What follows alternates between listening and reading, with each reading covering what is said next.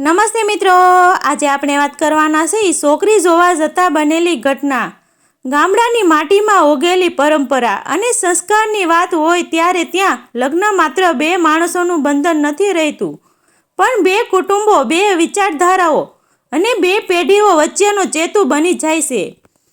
આવું એક શાંત અને સરળ જીવન જીવવાનું નાનું ગામ હતું પીપરવાડા વાડ. ચારે બાજુ ખેતરો, સવાર પડે એટલે મંદિરોની ઘંટડી, સાંજ પડે એટલે વાડામાં ગાયોની ગૂંજ અને વચ્ચે લોકોના મનમાં વચેલા મૂલ્યો.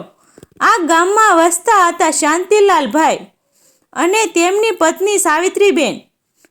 એકમાત્ર દીકરી રાધિકા, ભણેલી, સંસ્કારી, સમજદાર અને સમય પ્રમાણે આગળ વધતી, પણ સંસ્કાર કદી છોડ્યા નહીં. રાધિકાની ઉંમર હવે લગ્નલાયક થઈ ગઈ હતી. ગામમાં વાતો થવા લાગી હતી, દીકરી મોટી થઈ ગઈ છે, હવે યોગ્ય ઘર જોવું જોઈએ. શાંતિલાલભાઈએ પણ મન બનાવી લીધું હતું કે દીકરીનું ભવિષ્ય સારું હાથમાં સોંપવું. ઘણા સંબંધો આવ્યા, પણ ક્યાંય વિચાર ન મળતો, ક્યાંય ઘરગથ્થુ વાતો ન ગમતી. છેલ્લે એક દિવસ નજીકમાં જ ગામમાંથી માગું આવ્યું. છોકરાવાળા સારા કુટુંબના, ખેતી અને નાનો વ્યવસાય અને છોકરો અજય ભણેલો, દેખાવડો, બોલવામાં સંયમિત અને પોતાની વિચારધારા પર અડગ.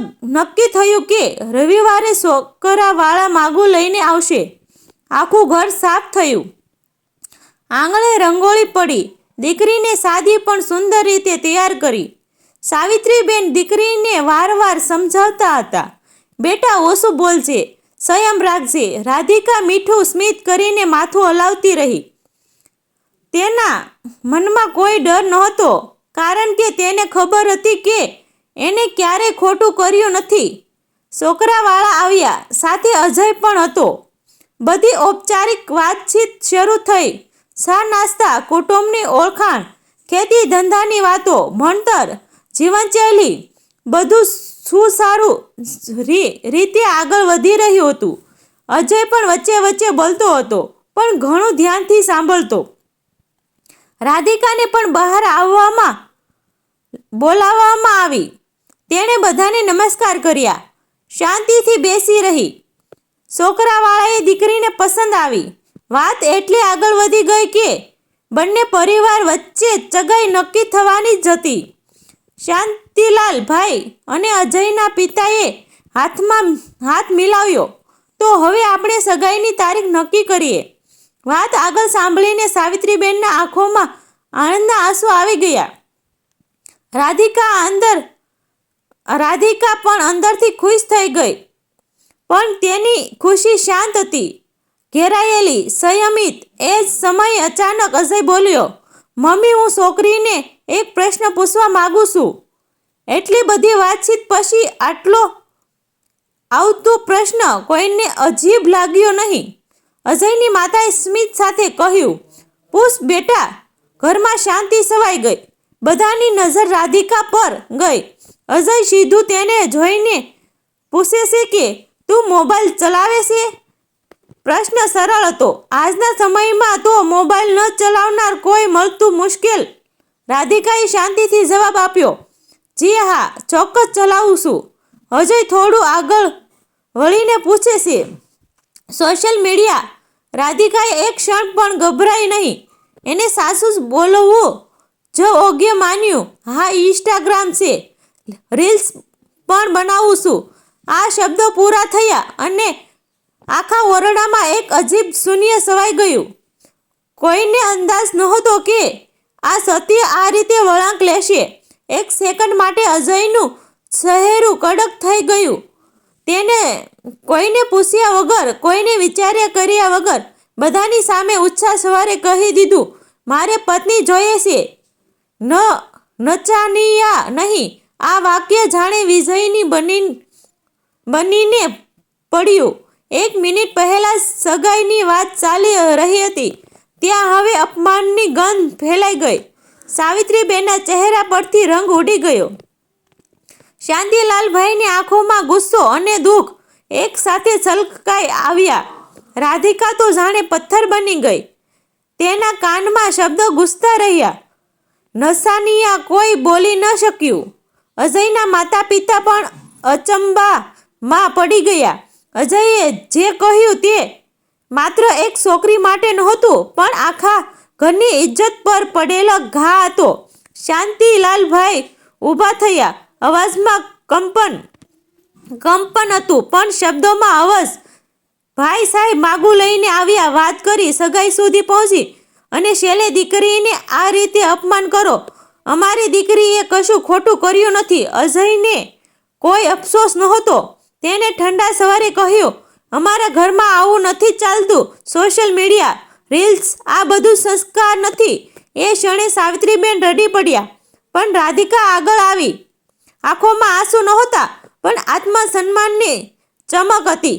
મોબાઈલ ચલાવવું અને રીલ્સ બનાવવું મને નસાનિયા બનાવવું નથી. હું મારી મર્યાદામાં રહીશ, જીવતી છું. જો આ વિચારથી તમે મને આગતા હો તો આવો સંબંધ મને પણ સ્વીકાર નથી. 1 મિનિટમાં જ સગાઈ તૂટી ગઈ. છોકરાવાળા ચૂપચાપ ઊભા થયા અને માગુ સાથે પાછા ફર્યા. આંગણાની રંગોળી પગલાથી બગડી ગઈ હતી. જે ઘરમાં થોડા સમય પહેલા ખુશીથી ઝળહળતું હતું, ત્યાં હવે શાંતિ અને વિચારનો ભાર હતો. છોકરાવાળા ગયા પછી ઘરનું આંગણું ખાલી લાગતું હતું, પણ તે ખાલીપણામાં હાર નહોતી, ત્યાં આત્મસન્માન ઊભું હતું. સાવિત્રીબેન દીકરીને ભેટે ચૂંટી રડી પડ્યા. બેટા, તને દુઃખ તો નથી થયું ને? રાધિકાએ ધીમી સ્મિત કરીને કહ્યું. માં, અપમાન દુઃખ આપે છે, પણ ખોટા માણસ માટે દુઃખ રાખવું એ પોતાનું અપમાન છે. આ શબ્દ સાંભળીને શાંતિલાલભાઈની આંખોમાં ગર્વ ઉભરાઈ આવ્યો. તેમને પહેલીવાર અનુભવ્યું કે દીકરી માત્ર ભણેલી નથી, પણ વિચારથી પણ મોટી થઈ ગઈ છે. બીજા દિવસે આખા ગામમાં વાત ફેલાઈ ગઈ. કોઈ કહે છોકરો સાસો હતો, આજકાલ છોકરીઓ બગડી ગઈ છે, તો કોઈ કહે રીલ્સ બનાવવી એટલે ખરાબ. શાની દુકાન, મંદિરોનો ઓટલો, ખેતરની વાડી, જ્યાં જુઓ ત્યાં ચર્ચા. રાધિકાનું નામ હવે માત્ર દીકરી તરીકે નહીં, પણ પ્રશ્ન તરીકે લેવામાં આવતું હતું. સંસ્કાર કોને કહેવાય? આ પ્રશ્ન આખા ગામમાં ગુંજવા લાગ્યો. રાધિકા આ બધું શાંતિથી સાંભળતી હતી. એક દિવસ તેણે પિતાને કહ્યું, બાપા, જો તમે મંજૂરી આપો તો હું ગામની છોકરીઓ સાથે વાત કરવા માંગુ છું. શાંતિલાલભાઈ થોડા અચંબામાં પડ્યા, પણ દીકરીની આંખોમાં વિશ્વાસ જોઈને બોલ્યા, જા બેટા, સત્ય બોલવામાં કદી ડરશો નહીં. રવિવારે ગામના મંદિરોમાં નાની બેઠક ગોઠવાઈ. પહેલાં તો લોકો હચકાતા આવ્યા, પણ પછી ધીમે ધીમે ભીડ વધતી ગઈ. રાધિકા ઊભી થઈ. અવાજમાં ન ઉશ્કેરાટ હતો, ન અહંકાર, માત્ર સત્ય હતું. મિત્રો, હું રીલ્સ બનાવું છું, હા, મોબાઈલ ચલાવું છું, પણ હું મારા મા બાપનું માન રાખું છું, ઘરની જવાબદારી નિભાવું છું, અને કોઈની મર્યાદામાં લાગતી નથી. જો આ બધા પછી પણ હું નચાનિયા ગણાતી હોઉં તો પ્રશ્ન મારી પર નહીં, તમારા વિચાર પર છે. ઘરમાં બેઠેલી ઘણી મહિલાઓની આંખો ભીની થઈ ગઈ. કેટલીક છોકરીઓ એવી હતી જે મોબાઈલ તો ચલાવતી હતી, પણ ડરથી છુપાવતી હતી. રાધિકાના શબ્દ એ તેમને હિંમત આપી. એક વૃદ્ધ કાકાએ ઊભા થઈને કહ્યું, સંસ્કાર કપડાં કે ફોનથી નથી મપાતા, સંસ્કાર વર્તનથી ઓળખાય. આ વાત પછી ગામનો માહોલ બદલાવા લાગ્યો. લોકો વિચારતા થયા, સોશિયલ મીડિયા ખરાબ છે કે તેના ખોટો ઉપયોગ ખરાબ છે? છોકરી જો આગળ વધે તો શું એ સંસ્કાર ભૂલી જાય છે? આ પ્રશ્નોના જવાબદારો દરેકને પોતપોતાના મનમાં મળવા લાગ્યા. થોડા મહિના બાદ એક નવો સંબંધ આવ્યો. આ વખતનો છોકરો શહેરમાં નોકરી કરતો, જવાબદારી અને ખુલ્લા વિચારનો વાતચીત થઈ. આ વખતે રાધિકાએ પોતે જ શરૂઆતમાં કહ્યું, હું મોબાઈલ ચલાવું છું, રીલ્સ પણ બનાવું છું, છોકરાએ હસીને જવાબ આપ્યો, મને જીવનસાથી જોઈએ છે. વિચારો સમજનાર ફોન તો એક સાધન છે. શાંતિલાલભાઈની આંખોમાં આંસુ આવી ગયા. સાવિત્રીબેનના મોઢે દેવનો આભાર આવ્યો. આ સગાઈ શાંતિથી, સન્માનથી અને સમજ સાથે નક્કી થઈ. મિત્રો, આ વાર્તા કાલ્પનિક છે. તેમાં આવતા તમામ પાત્રો, દ્રશ્યો, સ્થળ, વસ્તુ બધી કાલ્પનિક છે. આભાર મિત્રો. વાર્તા ગમી હોય તો